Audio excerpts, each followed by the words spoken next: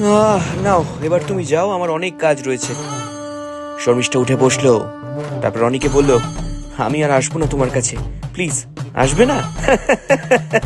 না আসলে কি হবে জানো তো, বিয়ের আগে তোমার সঙ্গে আমার করা যত ভিডিও, ওই ভিডিওগুলো মনে আছে তো? হ্যাঁ, 5 লাখ টাকা দাও, ওই ভিডিওগুলো ডিলিট করে দেবো।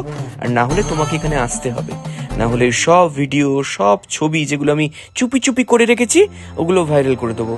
তখন তুমি মুখ দেখাবে কি করে? তোমার সংসারটা বাঁচবে? হ্যাঁ, তোমার স্বামী তোমায় রাখবে।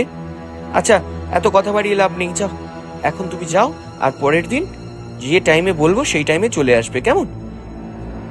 একদম কথার অবাধ্য হবে না কিন্তু। কথার অবাধ্য হলে কি হতে পারে জানো তো?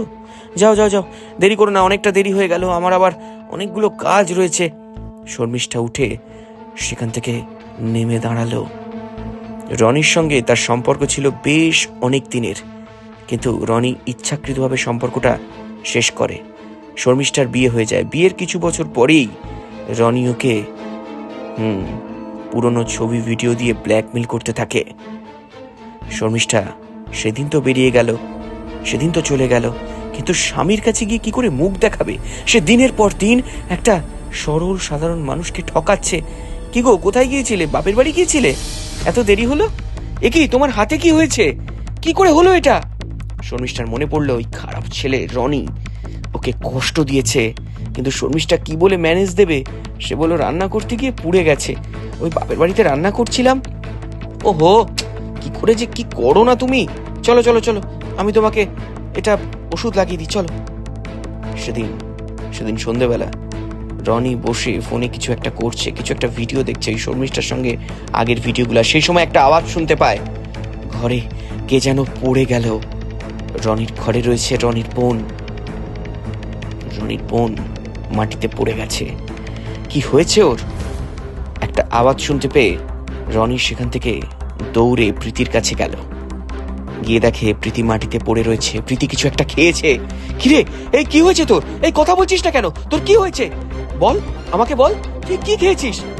প্রীতি বলতে থাকে, আমাকে একটা ছেলে ঠকিয়েছে দাদা। দিনের পর দিন আমার সঙ্গে প্রেমের নাটক করে আমার সঙ্গে শারীরিক সম্পর্ক করেছে। এখন বলছে আমায় বিয়ে করতে পারবে না।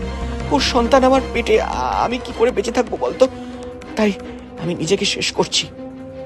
আমার জন্য তোদের মাথা হেঁট হয়ে যাক, এটা আমি কখনোই চাইবো না। তুই কি বলছিস বোন? কি বলছি, আমার বয়ফ্রেন্ড আমাকে ঠকিয়েছে। আমি আমি ওকে খুব ভালোবাসি, কিন্তু ও আমার সঙ্গে দিনের পর দিন নাটক করে গেছে, আমার সঙ্গে শারীরিক সম্পর্ক করেছে, আর এখন বলছে। আর রনির মনে পড়লো শর্মিষ্ঠার কথা। সে তো একই ভুল করছে দিনের পর দিন। একটা ভালো মেয়েকে তার স্বামীর ঘর থেকে নিজের কাছে নিয়ে আসছে, পুরনো ছবি ভিডিও দিয়ে তাকে ভয় দেখাচ্ছে। যেমন কর্ম করবেন আপনাকে তেমনই ফল পেতে হবে। এবার রনি কি করবে?